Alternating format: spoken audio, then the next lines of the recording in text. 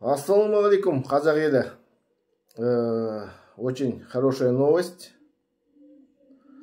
В Восточно-Казахстанской области, в городе Алтай, женщину осудили на 5 лет за сепаратистические высказывания.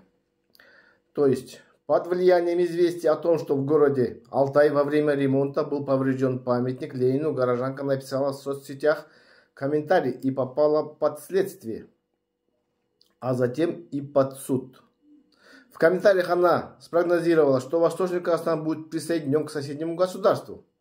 Во время судебного заседания было отмечено, что женщина являлась уроженкой и жителем Восточно-Казахстанской области, этнический состав области многонационален, и публикация в социальной сети Instagram подобных высказаний может вызвать среди части населения сепаратистические настроения, направленные на нарушение международных принципов суверенитета, единства и территориальной целостности государства.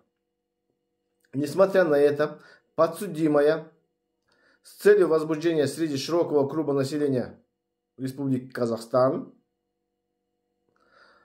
отрицательного настроения к унитарности и целостности, неприкосновенности и неотчуждаемости ее территории, либо дезинтеграции государства, опубликовала вышеуказанные высказывание, которое оказало провокационное воздействие и негативную реакцию на пользователей сети Instagram, выразившись в различных негативных комментариях, указано в материалах дела уголовного.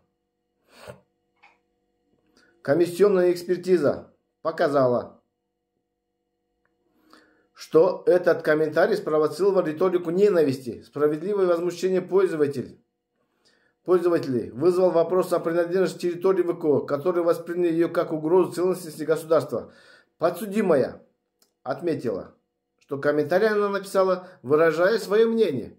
При этом никакого злого намерения против конституционного строя и нарушения законодательства Республики Казахстан у нее не было. Она родилась и проживает в Казахстане, любит свою страну, воспитывает в одиночку двоих несовершеннолетних детей, работает на 2 работах. Сожалеет о содеянном, просит прощения. Суд района Алтай решил признать подсудимую виновной в совершении уголовного правонарушения, предусмотренного статьей 180 части 2 Уголовного кодекса Республики Казахстан, и назначить наказание в виде лишения свободы 5 лет с отбыванием наказания в учреждении уголовной средней безопасности. На основании статьи 74 части 1 Уголовного кодекса отсрочить исполнение наказания, назначенного в виде лишения свободы, на 5 лет. Ну, через 5 лет все равно она сядет в тюрьму, отбывать свой 5-летний срок.